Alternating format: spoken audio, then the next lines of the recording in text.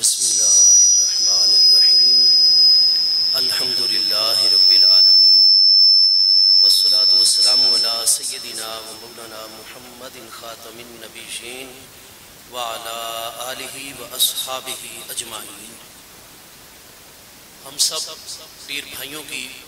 انتہائی بڑی سعادت اور خوش قسمتی ہے کہ حضور سیدنا خواجہ خواجگان مجاہد اعظم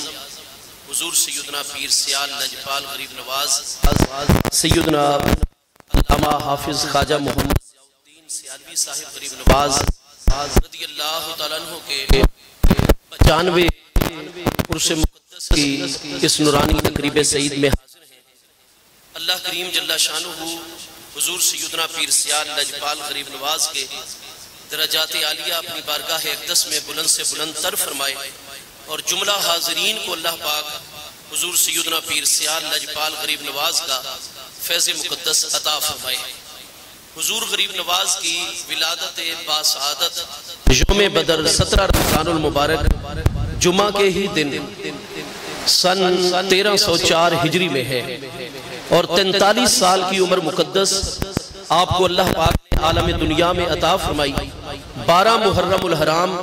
سن 1348 سن ہجری میں آج سے 95 سال قبل آپ کا وصال اقدس ہوا۔ آپ نے 4 سال 4 ماہ 4 دن کی عمر مبارک میں ناظرہ قرآن مجید فرقان حمید کی تعلیم کا آغاز آستان عالیہ سیال شریف سے ہی فرمایا اور آپ نے استاذ الحفاظ والقراء حضرت حافظ کریم بخش صاحب سے بڑی روانی کے ساتھ قرآن مجید فرقان حمید صحت لفظی کے ساتھ حفظ فرمایا اور اس کے بعد علامہ للہ صاحب جیسی نادر روزگار اساتذہ کرام سے آپ نے درس نظامی کی تعلیم کی تکمیل فرمائی۔ اللہ تبارک و تعالی نے عالم دنیا میں آپ کو مختصر حیات طیبہ سے نوازا۔ قضاء و قدر کے اس مبارک فیصلے کے اوپر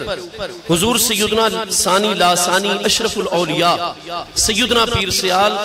حضور سیدنا خواجہ محمد الدین سیالوی صاحب غریب نواز رضی اللہ عنہ کی نگاہ مقدس تھی۔ آپ نے جس نہج پر آپ کی تربیت فرمائی تھی، آپ نے آستان عالیہ کے خدام کی ہمراہی میں آپ کو حضور سیدنا پیر پٹھان شاہ اللہ بخش توسوی کریم رضی اللہ عنہ کی بارگاہ اقدس میں روانہ فرمایا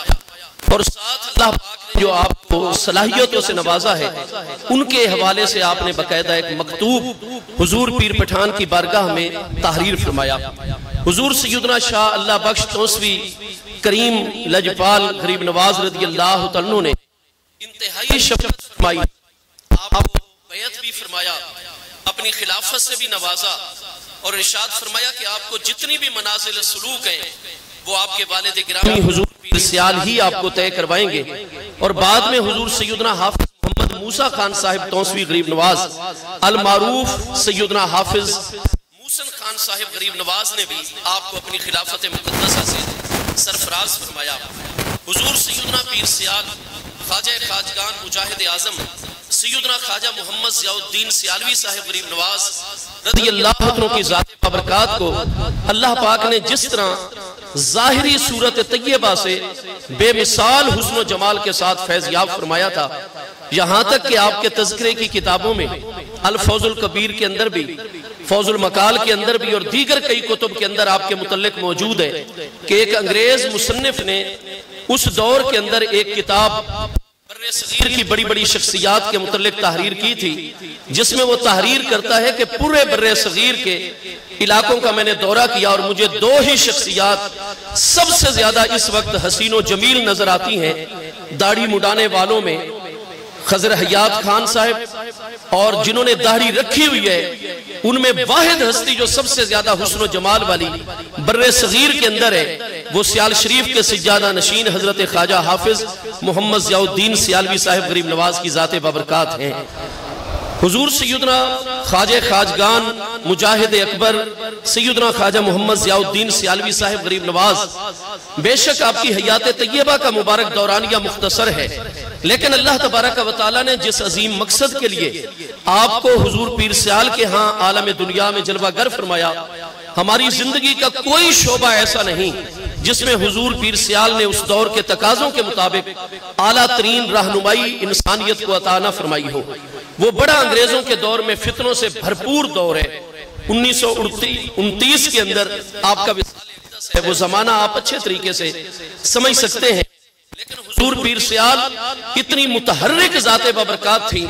کہ بڑی بڑی جماعتیں مل کر وہ کارنامے سر انجام نہیں دے سکتی جو آستانِ عالیہ سیال شریف سے ہمارے حضور پیر سیال لجپال غریب نواز کی ذات بابرکات نے سر انجام دیے۔ آپ نے جہاں علم کے اس عظیم روحانی مرکز کے اوپر دارالعلوم ضیاء شمس الاسلام سیال شریف کا سنگ بنیاد رکھا، جہاں ایک بے مثال اس دور کی لائبریری کا قیام آپ عمل میں لائے کہ بڑے بڑے جو عالم دنیا کے اندر عرب ممالک کے مراکز ہیں،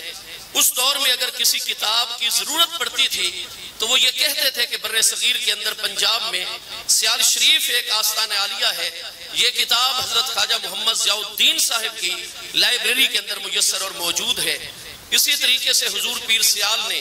نگاہ کرم فرمائی کہ آستانِ عالیہ سیال شریف کے ساتھ جتنے بھی منسلک مراکز تھے اس وقت، آپ نے ان سب کو اس طریقے سے متحرک فرمایا۔ سب سے بڑے کارناموں میں آپ بنیادی ترین کارنامہ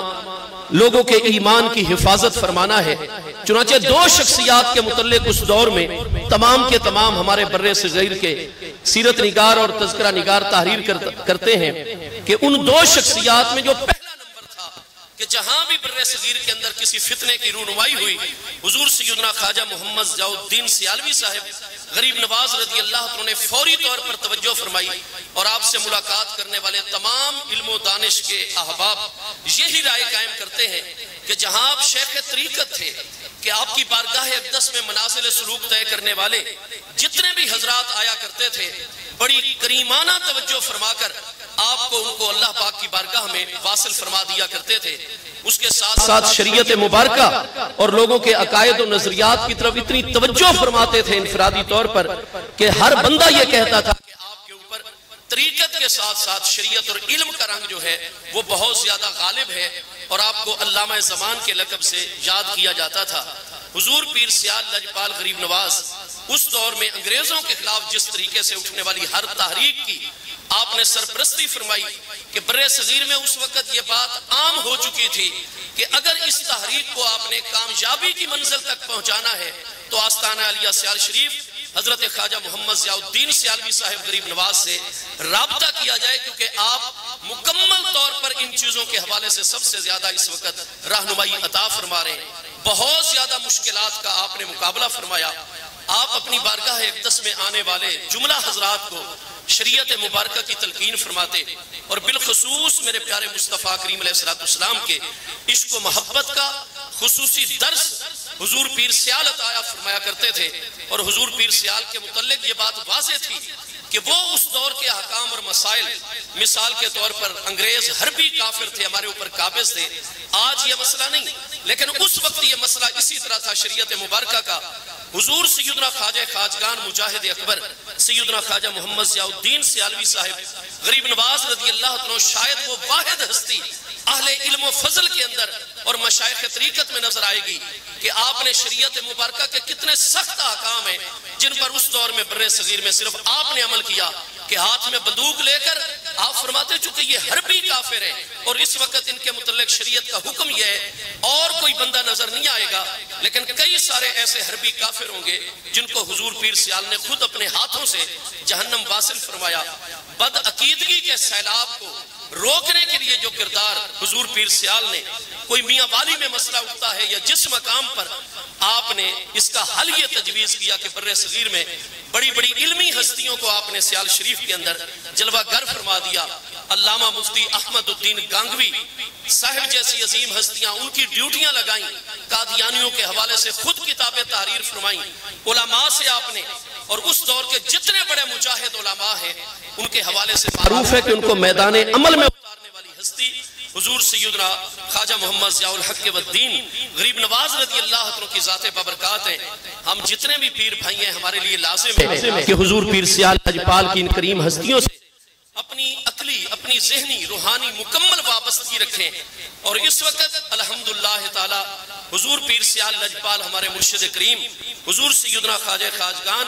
علامہ حافظ خواجہ محمد ضیاء الحق صاحب غریب نواز کی بھی یہی تلقین ہے کہ آپ سب پیر بھائی پورے نظم و ضبط کے ساتھ حضور پیر سیال کی تعلیمات پر عمل کرنے کی کوشش کریں.